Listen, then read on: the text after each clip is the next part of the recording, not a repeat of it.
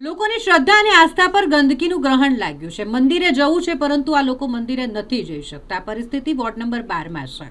પરશુરામ ભઠ્ઠાની પાછળ આ પરિસ્થિતિ છે કે જ્યાં તંત્રની ઘોર બેદરકારી સામે આવી છે। પરશુરામ ભઠ્ઠા નટરાજ ટાઉનશીપ પાસે સુપ્રસિદ્ધ દર્શના મંદિર આવેલું છે અને અહીં રામેશ્વર મહાદેવ મંદિર છે। અહીં તમે જોઈ શકો છો કે ગટરનું ગંદુ પાણી ઉભરાઈ રહ્યું છે। છેલ્લા ઘણા સમયથી આ સમસ્યા છે। ગટરનું ગંદુ દુર્ગંધ મારતું પાણી જે અહીંથી ઉભરાય છે અને ઉભરાતું પાણી રસ્તા પર ફરી વળે છે અને જેના કારણે જો તમારે મંદિર જવું હોય તો આ ગટરના ગંદા પાણીને ખૂંદીને જવું પડે, નહીં તો તમે મંદિર ન જઈ શકો। આ લોકો કે જે શ્રદ્ધા સાથે ભગવાનના દર્શન કરવા માટે, ભગવાનના આશીર્વાદ લેવા માટે, પૂજા કરવા માટે મંદિર જવા ઈચ્છતા હોય તેઓએ આ ગંદકીમાંથી પસાર થવું પડી રહ્યું છે। વારંવારની રજૂઆત છતાંય જ્યારે તંત્ર ન સાંભળતું હોય ત્યારે અહીં રહેતા લોકોમાં ભારે રોષ જોવા મળી રહ્યો છે। હું મારા વિસ્તારની અંદર વોર્ડ 12માં આવ્યો છું। વોર્ડ 12ની અંદર એક નટરાજ ટાઉનશીપ છે અને દર્શનમ ફ્લેટ છે। બેની વચ્ચે એક ભોલેનાથનું મંદિર આવ્યું છે। હવે અહીંયા આવીને જોયું તો 4-5 જગ્યાએથી ગટર ઉભરાઈ રહી છે। એ ગટર ઉભરાવાથી એટલી બદબૂ મારી રહી છે, વિસ્તારના લોકોને રહેવાયના અસહ્ય દુર્ગંધ મારી રહી છે, ઉલટી થઈ જાય એવું છે। એટલે મેં લાગતા વળગતા અધિકારીઓને કહેવા માગું, તમારું કામકાજ કેવું, જે તમારી ઉપર નેતાઓ હતા એ તમારી પર કેવું નજર રાખે છે। આ વિસ્તારની હાલત આવી એટલી ખરાબ કરી નાખી। એમાં પરશુરામ ભઠ્ઠાની હાલત તો એટલી ખરાબ છે। આ વિસ્તારની અંદર અસંખ્ય સમસ્યાઓ તો છે અને એક મંદિર છે અહીંયા ભોલેનાથનું। ભોલેનાથના મંદિરે જવું હોય તો ગટરમાં રહીને જવું પડે છે, એટલે બી એક શરમજનક વાત છે। એટલે કહેવા માગું, વહેલી તકે આવીને સમસ્યા ના આવે। લોકો ભગવાનના દર્શન કરવા માટે સારી જગ્યા પર રહીને જઈને ગટરમાં રહીને ના જઈ શકે। આમ તમે ભગવાનના નામ પર વોટ આલજો, પણ કામના નામ પર વોટ માગો। મેં તો એવું કહું છું અને જનતાને બી કહેવા માગું છું, કામ કરે એવા લોકોને વોટ આલજો, ના કે ભગવાનના નામ પર। ભગવાન તો બધાના જ છે, કોઈના નથી એવું છે જ નહીં।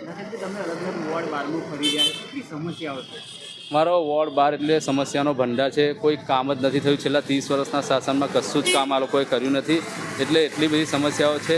ખબર નહીં શું કર્યું 30 વર્ષના નામ પર વર્ષમાં કામ, કંઈ ખબર જ નથી। જ્યાં જુઓ ત્યાં ખાડા, રોડ, રસ્તા, ગટરની સમસ્યા, ચોખ્ખું પાણી નથી આવતું, શુદ્ધ હવા નથી મળતી, બીમારીઓ, હેલ્થ સેન્ટરો ફૂલ ને ફૂલ રહે છે, બીમારીઓ એટલી બધી વધી ગઈ છે। લોકોને શારીરિક, માનસિક અને આર્થિક આવા નુકસાનો થઈ રહ્યા છે।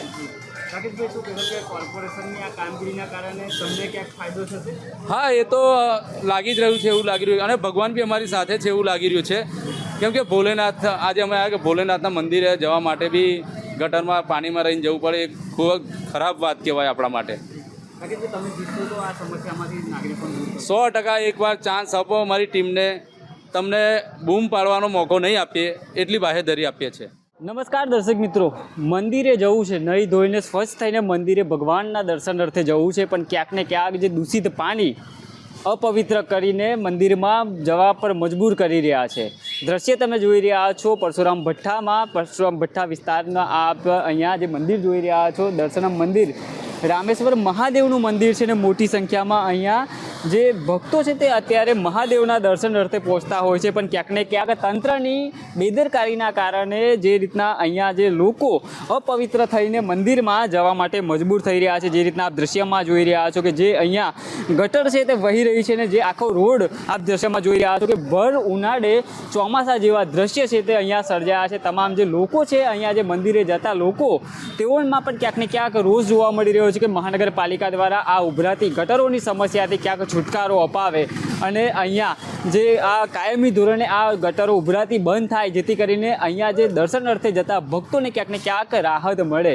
કેમ કે જે રીતના આ માર્ગની વાત કરીએ તો એટલું દૂષિત પાણી આવી રહ્યું છે ને જે રીતના આપ દ્રશ્યમાં પણ જોઈ રહ્યો છો કે આ નાની બાળકી પણ અત્યારે મંદિરે ભોલેનાથને પાણી ચડાવવા માટે જઈ રહી છે, પણ ક્યાંક ને ક્યાંક આ દૂષિત પાણીમાં તેઓ પડીને પવિત્ર થઈને તેઓ આજે મંદિરના દ્વારે તેઓ પહોંચી રહ્યા છે, પણ ક્યાંક ને ક્યાંક મહાનગરપાલિકાની આ દેનના કારણે આજે મંદિરમાં જવું, ઘરેથી સ્વચ્છ થઈ નહીં ધોઈને ઘરેથી ભક્તો નીકળતા હોય છે, પણ ક્યાંક ને ક્યાંક અહીંયાથી પસાર થઈને મંદિરે સુધી પહોંચવામાં તેઓ અપવિત્ર થઈને પહોંચી રહ્યા છે।